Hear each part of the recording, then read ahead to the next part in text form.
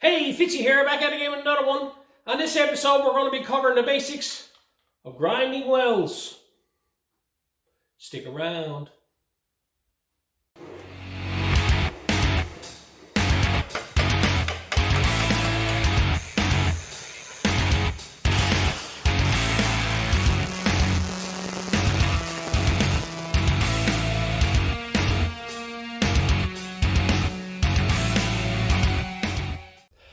Okay, I've been asked numerous times about grinding welds.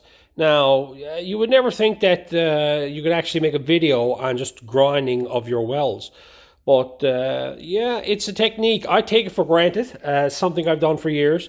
It's something that you had to, figure out and do on your own. I don't see a lot of it. I see a lot of fellas showing how to weld and, how to cut steel, how to shape steel, but grinding metal. Now, this is the way I do it. There's many different ways of doing it. If you went down and see other fabricators, they use different style of tools. This is what I've been using for the past 30 years. It works for me. What works for me might work for someone else, and what works for them might work for me. It's all got to do with the comfort level. So what I'm going over here is just the stuff that I use and what I use it for and how I do it. Okay, I got the big one here. It's a 7-inch pad on it. I've got this close on 30 years. It's got a rubber backing pad on it. I don't put nothing else on it. I don't put stones on this. I don't put cutting wheels on this. I see these fellas using these with cutting wheels. The handle is removable, and it's got 3 or 4 locations. Well, I'm left-handed, and it's usually pretty well always in that same location. All right, I use a 24 grit grinding disc on everything. Okay. Number of guys out there, they use 36, and some fellas use 40s and all this type of stuff. I'm a bodyman by trade. Okay, we wanted to get stuff in and get it out. This is a technique in itself. You got to be very careful using a 24 because it's very aggressive. It's fast. Okay, that's the thing with this. You can take it down with an 80 grit or 36 grit, that's fine, and you get a real nice finish and whatever. But mostly everything I do eventually is going to be put to filler. It'll be fiberglass and it'll be coated filler put over top of it. And I always like to have the metal coarse enough that the filler will actually stick to it. So that's why I use that. Now, the only time I ever use this, I use this for basically doing body work and whatever, for the heavy body work. But when it comes to welds, say if I had a door bottom and I had to put a complete board door bottom and weld right across the bottom, I would use this one here to grind the welds down because it's such a large flat panel. Other than that, like large flat panels that are big is great for that. Anything else, inside corners, all that, no. Okay. Now this next one here I got is just a big electric grinder, smaller than that one, and it has a larger stone on it with a guard or whatever like that on it, and of course it's got my left-handed handle on it. And of course that one there's got 3 adjustments as well. You can put 3 locations on it. That grinder there, I hardly ever use it. Usually use it for cleaning up things. Say if I had spot welds that I wanted to get clear of, I would use something like this here to clean it off. Most times I would use the smaller one, but every now and again I want something more abrupt, but not as abrupt as this. I will take this one here. Now, the smaller grinders, these were most of all my work are these ones here, okay? Now, the trick with getting a good grinder like this here is to get one with a small body. I have one here. It's a cheaper Canadian Tire one. And if you turn around and you look at the two of them, the body on this is a lot smaller than this, okay? Now, the reason for that is it's kind of hard to hold on to, okay? Now, I have big hands, so it's something else. But this one here is really nice to hold on to. Now, some of you may want to put the handles on them and two-hand them. By all means, do so. Feel comfortable doing your grinding. If you're not comfortable holding onto a grinder with one hand, then basically use the handle, bolt it on the side, and use 2 hands. I've been doing this a long time, and I'm used to just basically taking the grinder and grinding it off with that. But just a quick little tip, small body handles. I do have this one here. I don't use it much. I still got to get batteries for it.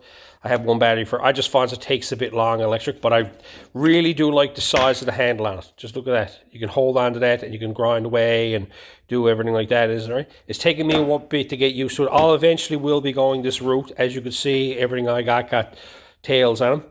So, you know, eventually I'll get like this. This is the wave of the future. Everybody's gone that route, the whole 9 yards. It's just that you need $5,000 worth of batteries to make them all work, okay?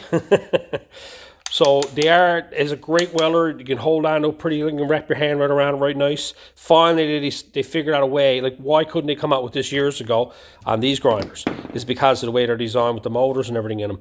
But it's, you know, it's the way of the future, and they're good to have.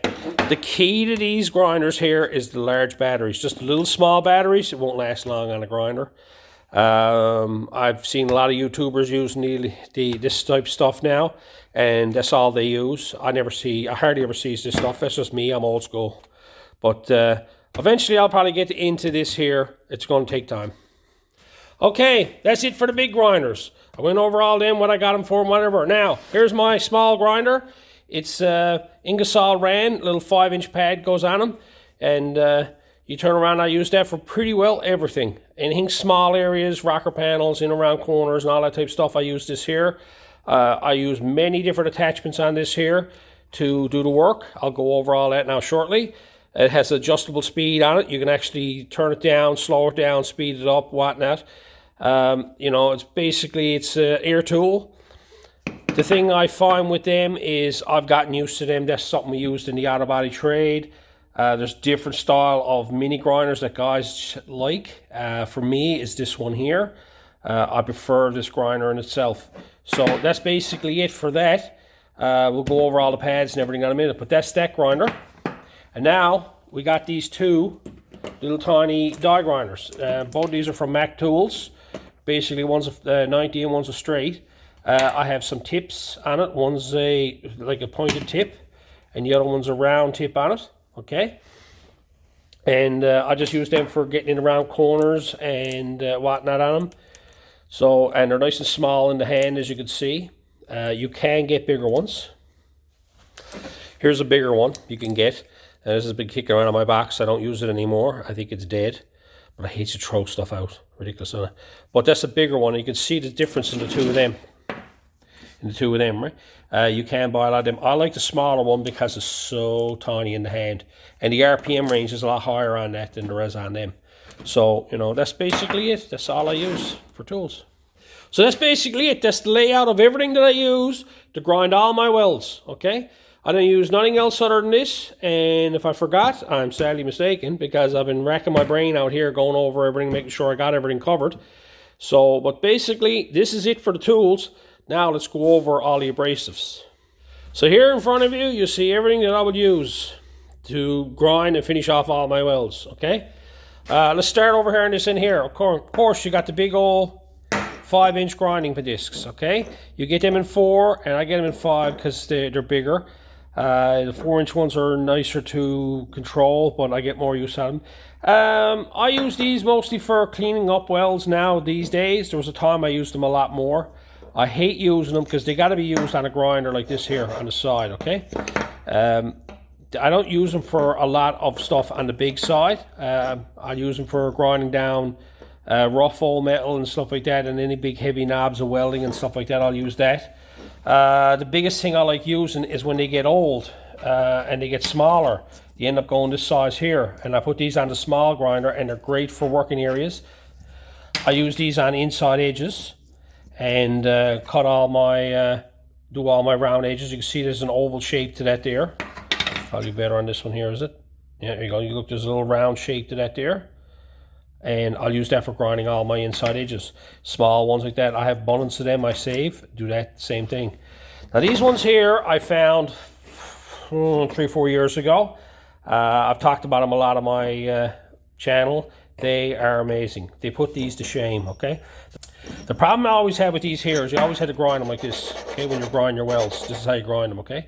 I never liked that. I always liked holding the grinder flat, and these did nothing worth talking about on the flat side of it. These here are just like that. They're like a grinding pad on them, if you look at them closely. That's the way they're designed, right? There is the part number on them. Where's the two? Right there, look. Anybody asking? Walter Flex Cuts. That's them there, okay? They come with a little built-in piece that spins right onto the nut. They're made of a fiber mesh of some sort. There they are when they wear down, okay? I still use that for grinding stuff down. They last really well. If you grind them on the edge, they won't last long. Keep them flat and they last very long like this. This is the way they're designed to be used, like this here. Much the same as a grinding pad. I find they don't generate nowhere near the amount of heat that these generate. This here will cut a weld down twice as fast. I'm going to do an experiment with 2 of these now later and show you. But that's the Walter Flex cuts. So I've been using them for cutting all the big heavy welds down for the last 3-4 years for sure. I looked into find these. Now these are not cheap. These are cheaper, but I just find that for the quality of them and how nice they are to use, I pays for them. You know, I really do like them. I'm really hooked on them. Back to these here before I forget about it. You got to hit and miss on these. Stones are tricky. You can go out and buy 4 or 5 different brand name stones, and some work good and some don't, and some are absolute junk, okay? Really cheap ones and whatever. It's very hard to get a good quality stone. It's like anything else when it comes to tools and abrasives. Sometimes you got to pay the money for it. There's no real cheap way around abrasives. Usually if you want good quality, you got to pay the money and the quality. I've been hunting for years trying to find cheaper ways of doing grinding, because it's probably, you think about it, it's the one of the most underrated part of the entire trade. So all you're doing is grind down welds, and you tell the customer you went out and you paid $25 for grinding discs, and he'll think, you know, for grinding off his welds, he's not gonna like that at all. But anyway, let's move on from that. So that's the stones, that's the flex cuts. Now, these maximums, these are the cutting wheels that I use. Now, I'm not going using that for grinding, okay? I'm just showing you that's when I get. When they get very small, they get this small here. You can see I got abundance of them up here, okay? Now, these are fantastic for sharpening in edges, cutting in corners, and just doing like inside edges and whatever. And I just put them on low RPM on the grinder, and I clean everything up with them, do inside edges with them. I don't use the full disc. They're not designed for that because they are a cutting wheel. But when they get small like this here, that's what I'll use. And you see I got lots of them here, and I got abundance more like that as well. Now over here, we got the abrasives, okay? These here are 24 grit, Boulder Mark, 24 grit, okay? Now one is an expensive one is a cheap one, okay? Now, I'll use your backing pads on these here. There's a number of ways of doing it. This is the backing pad I use on 2 of these here to get everything started. Now, when these wear down, I cut them down and I use them like so, okay? I keep cutting them down. What I'll end up doing then is I'll use that one there for a backing pad for that one, and I'll just double up on them like so for the grinder and grind them down that way. And I just keep cutting them down. I don't use nothing fancy to cut them down with. I don't use anything but these here tin snips. These are dedicated just for cutting these down. I don't use them for cutting steel. I don't use them at all for cutting steel or anything. But that's the ones I use for trimming these down, and I just keep trimming them down. I'll start up here, and all I'll do is I'll cut off little sections of them bit by bit. All you're doing, you're taking them down, you're cutting these little sleeves off them. Just trims them off little bit by little bit, right? Each time, and then each time you cut these off, you'll end up having a new cutting edge on the outside edge, and they're like new discs again. So like that's the reason why I like these. A lot of fellas use Rolock and smaller discs and stuff like that. I like these because you can cut them down. The great big 7-inch ones that I can cut them down to this size here, and then I cut them down to this one here, and I use them. I get a lot of use out of them, and this is all I do is I just cut them down with an old pair of tin snips. Now these here are really good Norton ones, okay? And these are generic brand you can buy, and you can get them. Now these here work pretty good, but here's what you can see is the difference in the two of them, okay? If you look at this here, look at the wear pattern on this here, and look at the wear pattern on this here. This is how you can tell cheap, okay? The stones actually come off the actual grinding disc, and they're also very flimsy. They're not as, like you can look at that there, see how flimsy that is, and take this here and how strong that is, okay? You can get by with these. I use them a lot. I have them there, but I find they go fast. Now, you'll pay twice as much for these as you would for these, but you'll get 3 to 4 times longer out of these. So sometimes when it comes to abrasives, it's always better to buy good quality gear to start with. I know this is expensive, but you will find that, especially if you have a lot of work to do. Now, if you're doing small, like one particular job, have at her. Have fun with them, okay? You can turn around and use them all day, best kind. They'll get you out of a jam, they'll work fine as kind. I've used them for years. I just started using these here a few months ago. I found them, and I'm getting a good price on them. These are usually $2 and $3 or $3 and $4 each, and I'm getting them for a couple of bucks each, so they're a really good deal. And I cut them down, and I'm amazed at how long they last. I'm getting 4 times out of one of these here I am out of one of these, right? So, you know, this is the type of thing. I have a lot of them still left, and I got a lot of them still left over there. So that's all I do, is I grind down 24 grit, and that's where I stop. I don't go no farther than that. Some guys have pointed out and talked about how gritty and you know, scratched up my work is and stuff like that. Again, I'm not a coach builder. I'm not doing these cars so you can put a coat of primer on them and send them out the door. Everything that I does needs body work done on it. It's going to have to be filled. Now, it's not going to be blocked with filler and, you know, inch thick filler and stuff like that. But anybody can tell you that you turn around and there's no filler in their car are lying, okay? Any perfect car out there, unless it has hundreds and hundreds and hundreds of hours put into the metal finishing of the car, you're talking about $1 million cars, that you're not going to get a straight body unless you put filler on it. And that's just a given, that's just a fact. The key to doing metal work is doing it so that it looks good and you haven't got to shape it and fill the guts right out of it in order to make it look good. That's the reason why I do my metal work like it is. A lot of it got to do with corners and edgings and inside edges when it comes to filler work and body work that you always hated to work at. I've done my share of side jobs, okay? I've put them on 3/4 of an inch thick on some stuff over the years. Not ashamed to say it, because that's the way the trade was. We got paid in quantity, not quality, okay? You know, get it in, get it out, get it in, get it out. It was all about that. People weren't charging back then by the hour. They were charging a set price. A set price, you can turn around and do it perfect and put 60 hours in it and get paid for 20, or you can turn around and put 20 hours in it and get paid for 20. And that was the whole concept behind it. And that's the reason why I finish mine like this here, because it's going to be filled, okay? I'm going to touch on these. I got a few of them there. A lot of you guys use them. A lot of you guys like them. I don't use them. I use them to get me out of a jam every now and again. They're nice. I tell everybody they're nice for polish and chrome. They do work good. That's a lie. They do work. You can cut down welds and everything with them. You get the right one. I just find that you're paying $10 sometimes up here for a good flap disc, okay? Cheap flap discs down here are $3, $4 each, and I find they're not worth a damn. I don't like the finish on them, how long they last for the money you spend on them. And like I find like it gets down to this here, and you know, I find them just like polish and chrome with that. And you know, they work. A lot of fellas use them and love them, and that's them. Me, I don't. Now, oscillators, finishing off your body work. You want to do it? Fine, go ahead. The difference between a finish that's like this here and a finish that's made with this here, you see me grinding off my welds and saying, okay, that job is done, move on to it. The step from here to here to get the look that you can put a coat of primer on it, it's time, okay? There's a big difference in that.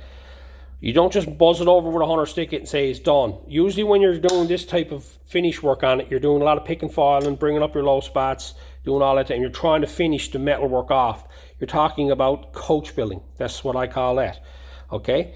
I find it a waste of time for me to turn around and sand it all down and make it look pretty for you guys. I'm not looking to hide anything here. This is what I finish my body work, or finish my welds to get the body work. This here is what I finish my filler work at to go to primer, okay? I don't do no sanding of my welds with an oscillator. I don't bother with it. I'm not looking to impress anybody with beautiful finished metal work and stuff like that. My metal work is done the way I do it, for the simple fact that it's going to body work after me. It's not going to lead a lot of filler, but I can tell you right now, anybody cuts a piece of metal out of a car and welds a piece of metal back into a car and then spends 20 minutes grinding it off and then thinks that it's going to be a coat of primer and it's going to be perfect, no. Okay, you cut a piece of metal out of a car and you weld a piece of metal into a car, and you grind it and you bring it down to welds. Okay, that's ready for filler work. Now you want to bring that from there up to coachman statuses, you know, show quality. Throw another 20 or 25 hours into it, and that's the truth. It's just time, okay, to go from this finish to this finish. It's time. You can buzz it off and make it look good. Oh, that looks great, nice and shiny and stuff like that, but it doesn't do anything in terms of finish work. This here is ready for filler. This here, when you finish that, is ready for a coat of primer. And let's be honest, welding in patches in cars, the only difference between this and this here, and like, you know, make perfect metal work, is basically time. All right, what I got done here now is I got a couple of tests done, panels, and all I got done is I got a couple of square pieces of 20 gauge metal, and I bought them together and I welded them across where the seams were to. And what I'm going to do is I'm going to grind the welds down. What I'm going to do here first, before it goes to anything else, is I'm going to show you the difference between that old stone and the flex cut wheels. Okay, I'm not getting nothing from these guys. Okay, it'd be great if I can get a sponsor from them, because I can tell you it's an unbelievable tool, and I don't believe in advertising something that I don't believe in. And it's just something that I found, and I just want to show you the abilities of what it could do and how good it is. And this is usually what everybody else is using, is grinding stones. So I'm going to grind this one off with a grinding stone. I'm going to grind this one off with a flex cut wheel. And I'm going to turn the camera on, and I'm going to let you watch to see how long it takes me to grind this off, and how long it takes me to grind this off, and then to look at to see what the finished product looks like. Not going to finish it with nothing else. I'm just going to grind it with that, and I'm just going to grind it with that. I'm going to use the same grinder for both processes. I'll just change the disc out on both of them.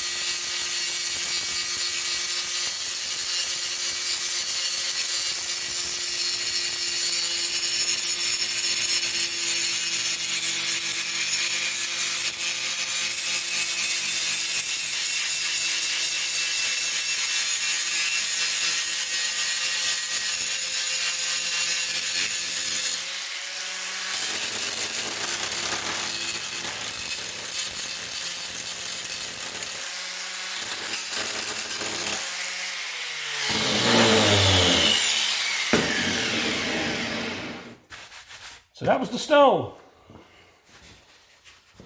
Changed out the grinding discs, put the flex cut on.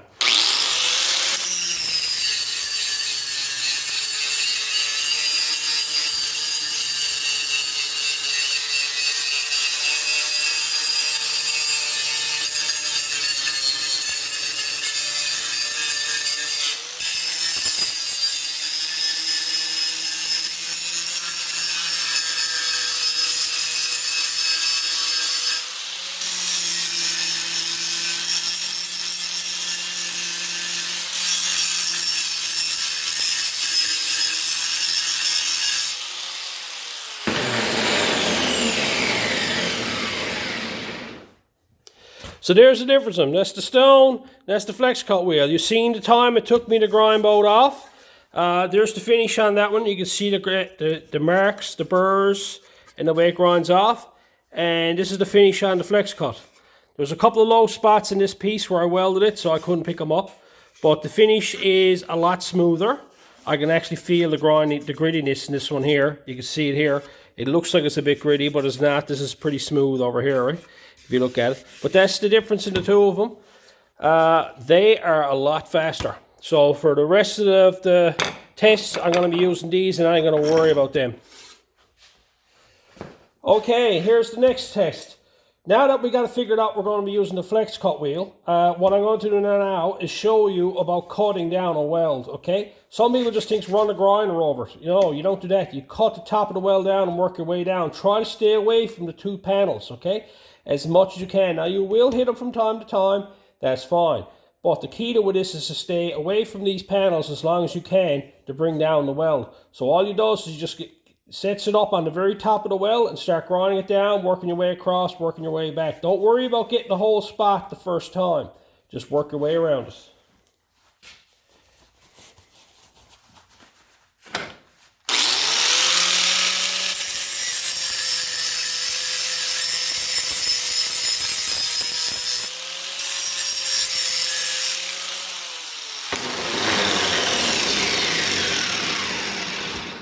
Now, as you can see, I just stopped it because I'm not going to go any further. You can see all I touched was the welds. I never touched none of the metal on either side. I just grind the top of the welds off. Now I'm getting close to the metal, so now I can start feathering it out. I'm not going to feather it out. I'm just going to keep cutting it down until it starts to feather itself out. Once I see that little section feathering out, I'll stop.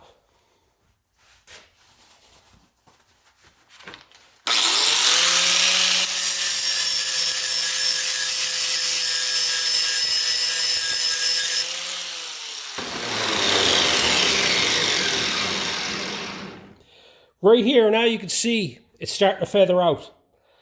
That's hot. Don't touch it with your finger. But it's starting to feather out right here, okay? Now, that's done for me.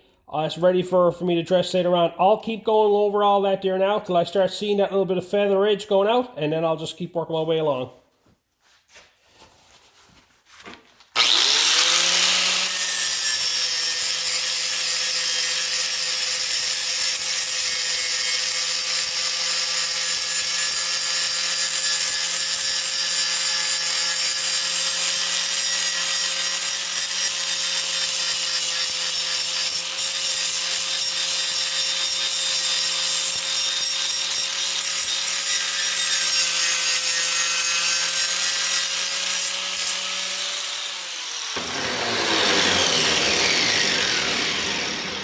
Now I work my way along and I feather it out. Now every now and again you're going to come across issues like this in here.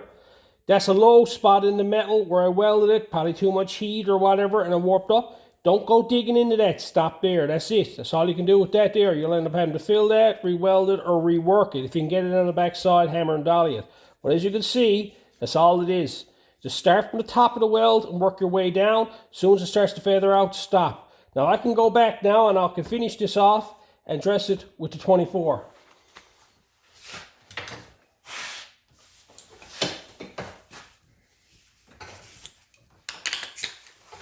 A lot of times I could probably get that with the 24.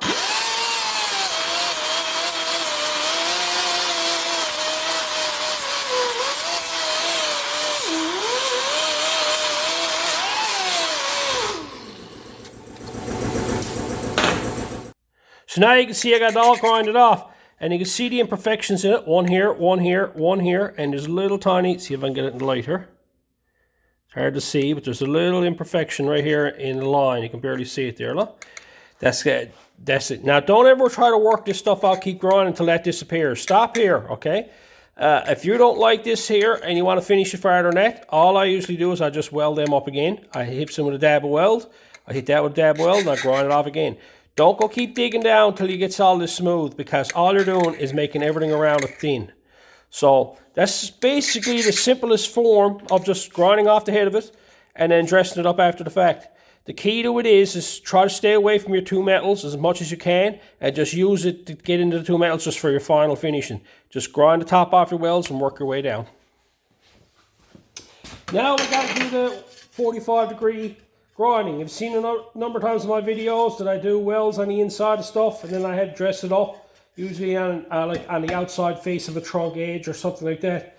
Now, have you ever noticed on these here grinding discs, if you look at them closely, they got a real sharp edge on them, okay? But when you start to use them and you start to wear out, they get small like this here, and then the ends bevels out on them. That's all I use. I take that and I grind that off in there to go fully round, okay? So I'm going to take the electric grinder now and dress that up and round that out.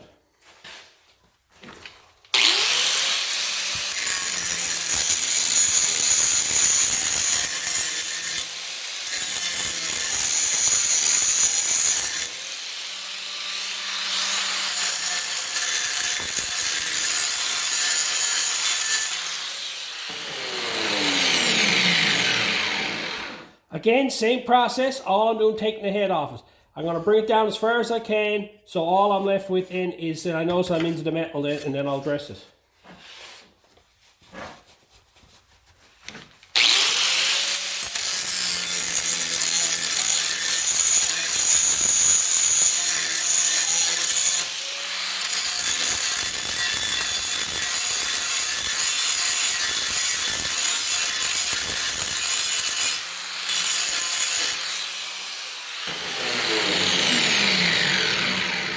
Now I got it down, I'm into the two metals. Now it wants to fine tune it some more. You can do it a couple of different ways. We can actually use the die grinder on it, or I can put the smaller thin blades on it to dress it up. I'm going to swap out from the electric grinder now to the air grinder, because the problem I'm running into is when I grind in here, as you can see, I'm bringing up here, which runs into an issue. And that's what I like about the air grinder.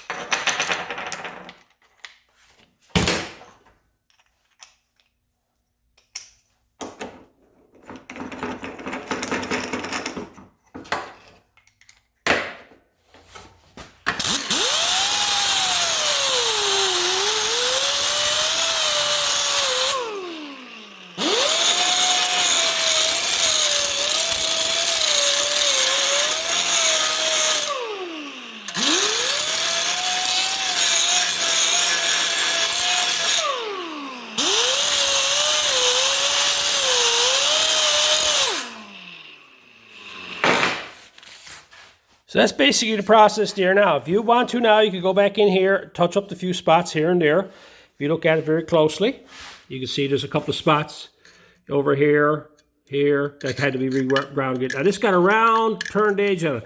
Most sheet metal work that you do have an inside rolled edge. It's never a sharp edge for the most part. But if you do run into that situation, I'm going to show you how to actually sharpen this up now so you get an actual cornered edge in there. I'm going to leave this side alone. I'm just going to make this edge over here a cornered edge. Over to my collection here, I'm just going to take one of these here. Okay, it's an old zip blade, and I'll bring that over here and I'll mount that on there. All it is, I switched out the blade and put the little cutting wheel on it. All I'm going to do is rotate back and forth here at a lower RPM and just cut it back until I got my edge where I like it. I'm just going to again work just the welds.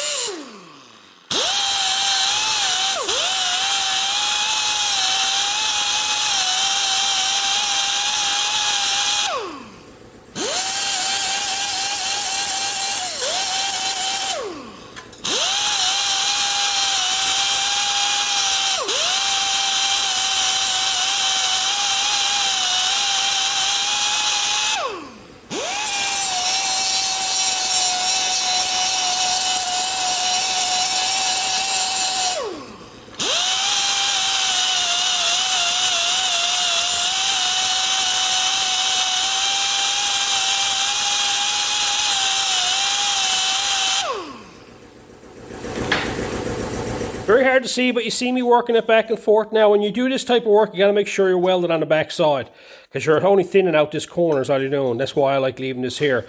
But you can actually see it here. If I take this edge, and you can see the way I go in, I bring up, there's the distance there, okay?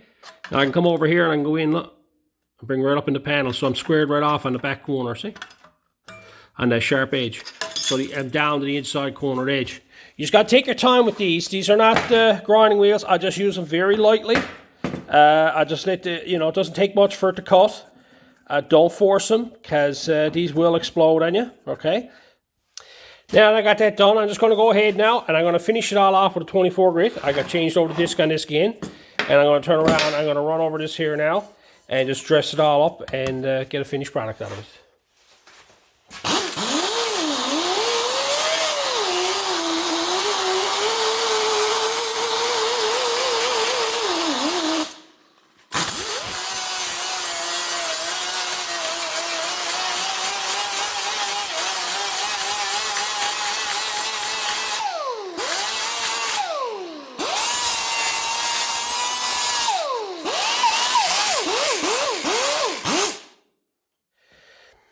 So there you can see it.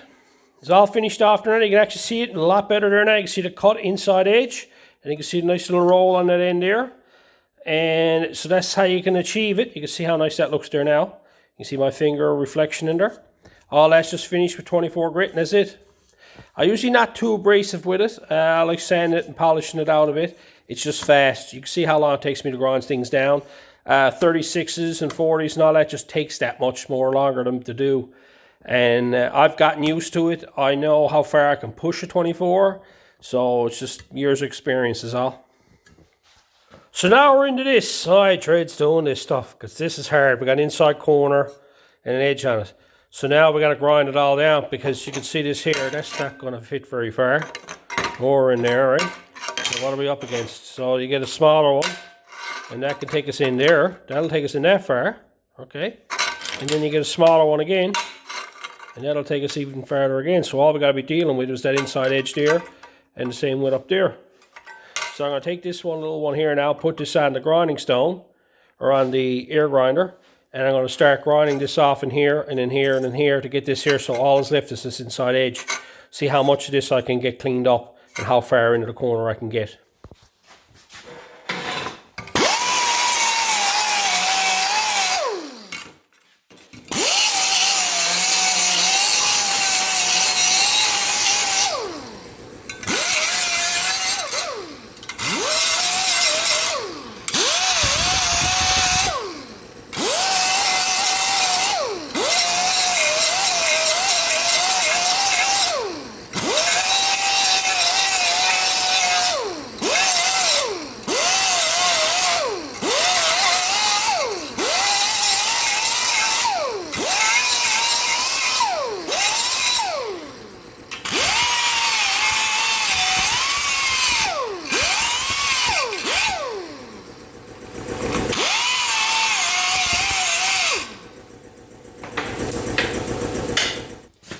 Okay, I changed out the wheels from a smaller one to a bigger one because I'm finding it hard to get in here because the body of the machine is hitting up here. So I changed it out and realized I could probably do the same amount of work with a larger wheel. A lot of times you just got to experiment with that and find out which one fits in there better and which one works better.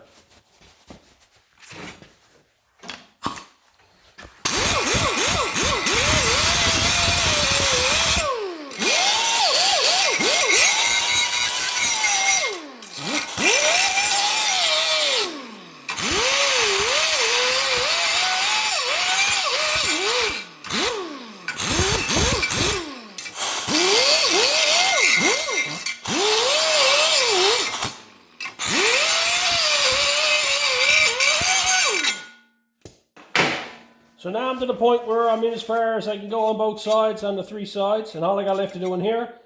Now, some of you guys have used them little belt sanders. They'll probably be a really good machine for here. I haven't got one, of course. So I make do with what I got, the tools that I have. I try to avoid this work as much as possible. I try to work my way around it. If I can make it off the car and make it in two sections and do all this for one side, fine. You know, it's tedious work doing inside corners. So all I want to do now is I got my two die grinders. Okay, I'm going to round it off this one here first, that one there.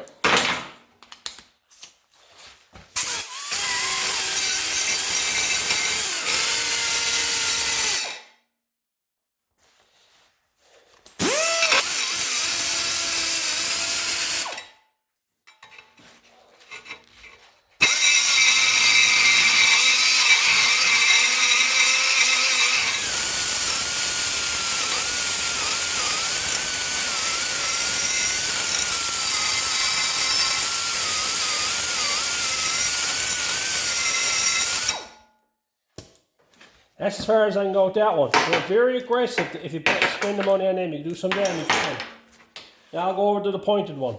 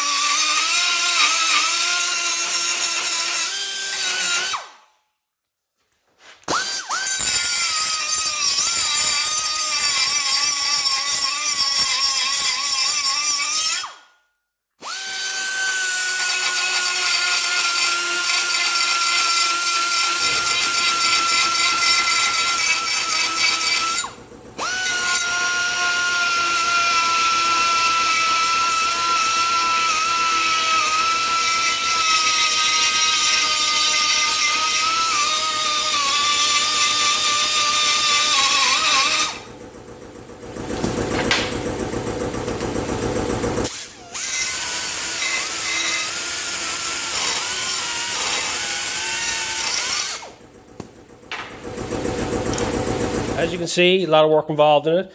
All I used was the 2 die grinders, okay, to cut it down, and I played around with different size stones on the grinder, and that's basically all I used to clean that up. I'd say if you had a little belt sander, you'd probably do a really tidy job on that there. It's hard to get the inside corner edge. Like I said, I don't like doing these. You can work this a bit more, dress this up a bit more, put a bit more time into it. I'm not going at it. But you get the idea of what I'm talking about, grinding stuff out here, right?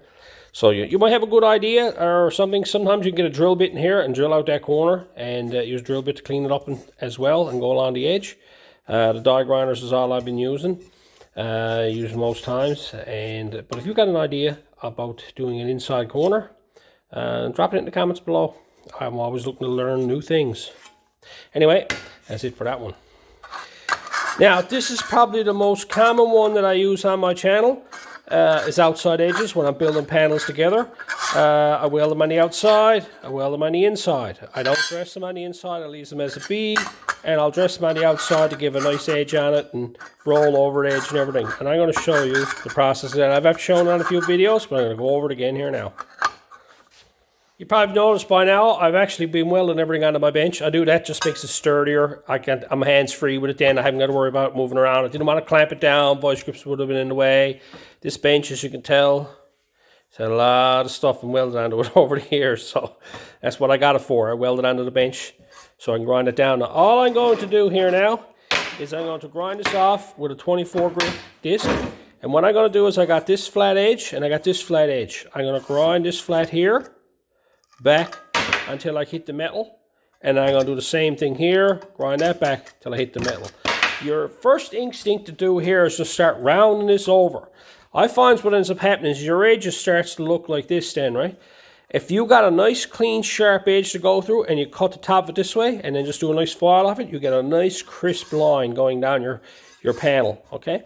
So just grind the top edge here, grind the top edge here, and then you'll be left with a point. Okay, you can use these on this here.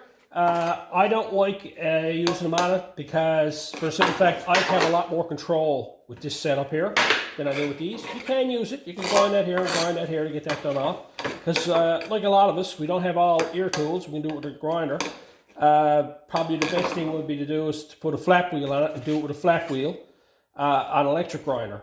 That's probably one of the only advantages to not having ear tools if you're going to do metal work, is to use these flat wheels, because they're not as aggressive as grinding stone, and you can finish things off and you can do a lot of nice work with these. I just don't use them because I got my ear tools.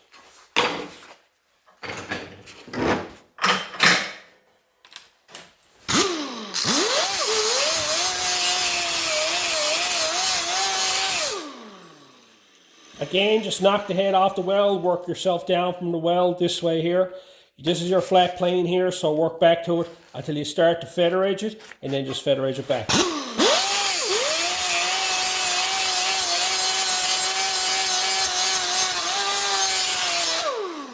That's that side there. You can see how I just grinded it off and worked it off. You can see that it's feather edge back. But on the other side there, you can still see there's a lot of welding. So I'm going to do the same process over here now.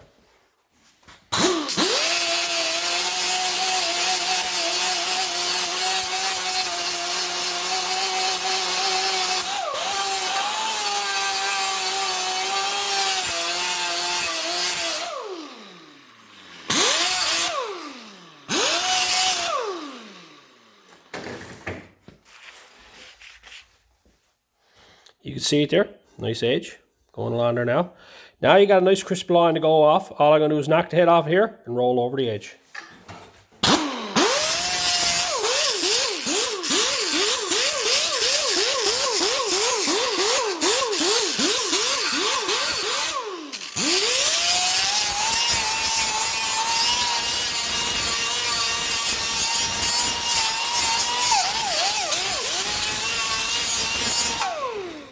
There you have a nice rollover edge there. You can see the heat cycle is still in the metal, so I haven't even got into the metal over here, grinding it down, just to show you how much grinding it actually does, right? And over here, I've done the same thing, right? But if you look down across there, you can see a nice rolled edge going along there. That's usually a wheel lip, dog's leg, inside edge of a window, like around the window. There's a number of places that this process can be used. This is probably my most used process of all my metal repair that I've been doing. A lot of guys use shrinker stretchers, and I've got into the habit of just making these pieces, and I just find it's just solid. It makes a solid piece out of it, and easy to work with. Basic tools. I got one more to show you. Now, this is something else that you see on my channel a lot, is I use a lot of 18 gauge steel to repair slate metal. This is 22 gauge, and that's 18 gauge. Okay? You can see the difference in the two of it. That's a lot thicker than that, okay? Now, like I've said before, the advantages of doing this here is that I got room to grind here. It's very hard to grind. You haven't got a lot to grind on this here. I can only grind to the edge of that little weld there. Okay, right to the very edge. I start getting into this, I'm into trouble, okay? I start grinding this here down, this becomes 20 gauge metal. Or sorry, back it up a bit. That'll turn into 24 gauge metal. But this is a process that I've started doing a number of years ago. I just found it a lot easier using the heavier gauge steel. It held the shape better. It helps the 22 gauge to hold its shape better. Again, where you're welding in pieces, it gives you room to grind, okay? Like when you start grinding this off here, I'm going to be concentrating on this here, grinding to this here. I'm not going to be grinding. I'll grind this down so far, and then I'll start feather edging it this way.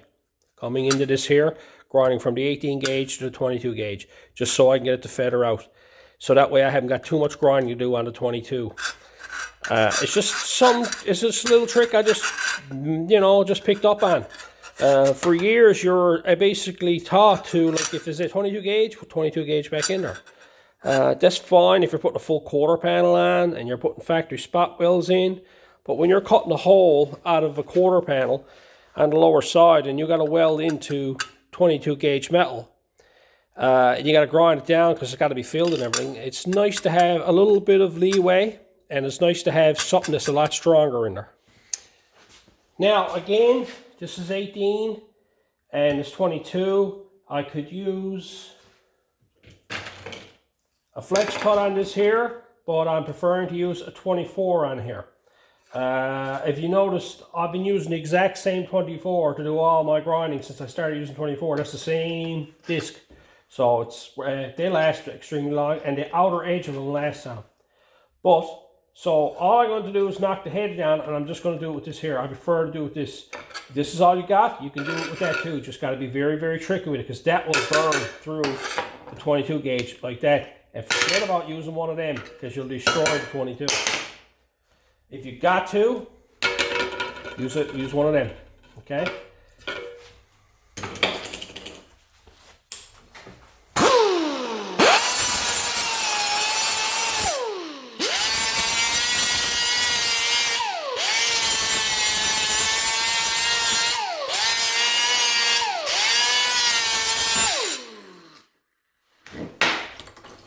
Now, like before, I brought her down so far that I'm to the point now where I start feather edging out. Before, I just go ahead and I just start cutting it back. But what I'm going to do different here now is I'm going to feather edge back into this here first, and then I'm going to start coming into this here very slightly, because I want to just nip into this one just as a little tiny bit.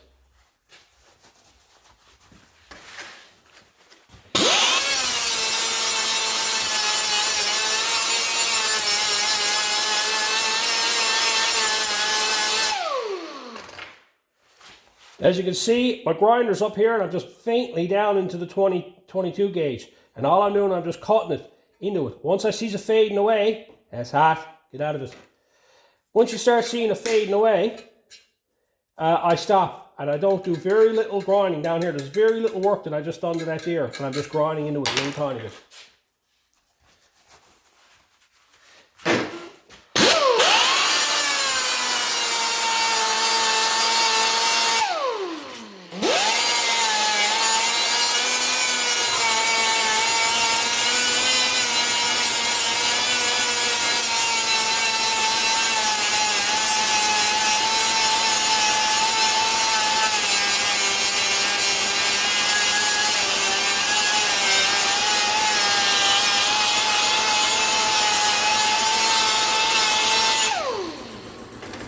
Now here's what it is. Here's where the joint is to, right through here. You can see how high I was up onto the 18 gauge up here. I was way up here with the grinder. Grinding this way here, feather edging it back. And down here, there's the joint right here. I'm only down here just a little tiny bit down into this here. Okay, I wandered off a little bit down here, but that's fine. Right? But you can actually see that I just turn around, I just barely falls in there. Once I gets it down to where it starts to feather out, once I see it disappearing off the 22 gauge, I stop. But I got weight up here on the grinder, so I can actually keep grinding up here. So I'll just go back down and give that a quick rub over, and that'll be done.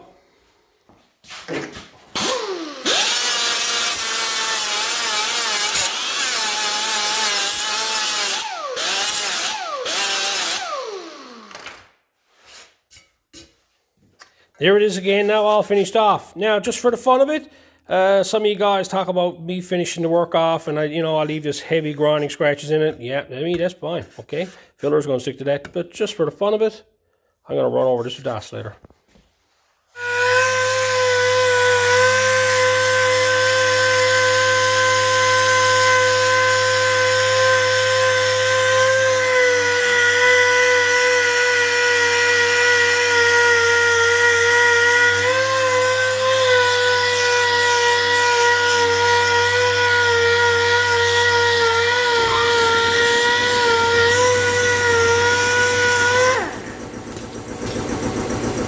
There it is, finished with 100, okay? You still see scratches and everything in it. Just roughed over. You can actually see the weld, because the actual MIG weld is harder than the two steels itself, right? MIG is always harder than regular sheet metal. That's always been a fact. And you can actually see it through there. That's an actual weld itself. I will take this here, lay that across that there. No light underneath there. You would think you could just be able to paint that now. And Bob's your uncle. But it's still imperfections and everything in it. And like I can rub my hand over it and I can feel a small... I'm a bodyman by trade, so I can feel imperfections in that. It looks good. It feels like, may have a visual that it looks good. This here looks good. But I can guarantee you a coat of primer is not covering that up, okay? There's nothing wrong with filler. One of the biggest problems I had when I was working on body work is that when you welded a piece in overlapped and you had to deal with them corners there, okay? When you got out on the edges and you had to deal with that corner there, okay? That was always the problem I had. I wanted to make it nice and smooth, so all it was just making it, you put a skimmer filler over the top of that, block it off, perfect. And that's what I like to see with it, right? But anyway... But that's it for that one. So that's it. There's all different types of grinding. Inside corners, edges, over outside edges, on the flat with a stone, on the flat with the flex cut, and with the 24 grit grinding disc, and basically just the basics of how to grind. Hopefully I covered everything. Now there's a number of different ways of doing this. This may be not be the way you does it. This is the way I do it. There's more than one way to skin a cat. One thing I found about sheet metal guys and bodymen, we all have our own particular way of doing things. We use different tools, do different techniques. This is how I do my grinding, okay? Everything I do is done this way here. I'll do basically all this here, take it towards the finished product and bodywork. I use nothing else of what you see on this bench, okay? Just basically the few stones, old used stones, the 24 grit grinding pad, a few air tools, the die grinders, and the big electric grinder with the Walter flex cuts. And I had this over here, the stone. Basically, I use that for doing heavy, rough stuff. But for what I'm doing here now, that's it. I had the big grinders that I showed you earlier for doing the heavier, big stuff and the bigger stuff. So, this is basically it. There's a number of different ways of doing it. I've been asked about grinding techniques and how to grind. I've never ever thought of this as an actual, teaching guide because, you just pick up a grinder and you grind. But the more I thought about it, I realized that, there is a slight art to it. And some fellas takes a grinder in their hand are pretty dangerous. And the way they turn around and they grind things off. and they leave high spots and low spots, and you know, they really don't know what they're doing with it, and they really have no, you know, understanding of what they should be doing. And I'm just hoping that I covered the basics of it and got you going on the right track, using tools that you got kicking around. You can do pretty well all this with that grinder there, and all you would have to do is change that wheel out and put a flap disc on it, because a lot of you guys haven't got air tools, and I figured that there with a flap disc would finish everything off the same way. I'd really like to see your comments on how you do your grinding. Some of you guys, I've watched some videos now of other sheet metal guys and how they do their grinding, the tools they use. It's pretty informative. Some of my figures are better than mine. I can be honest, let's just say that. But sometimes I see some guys and I say, no, I wouldn't be able to do that. But they can do it. It's not necessarily what I want to do or how I do it.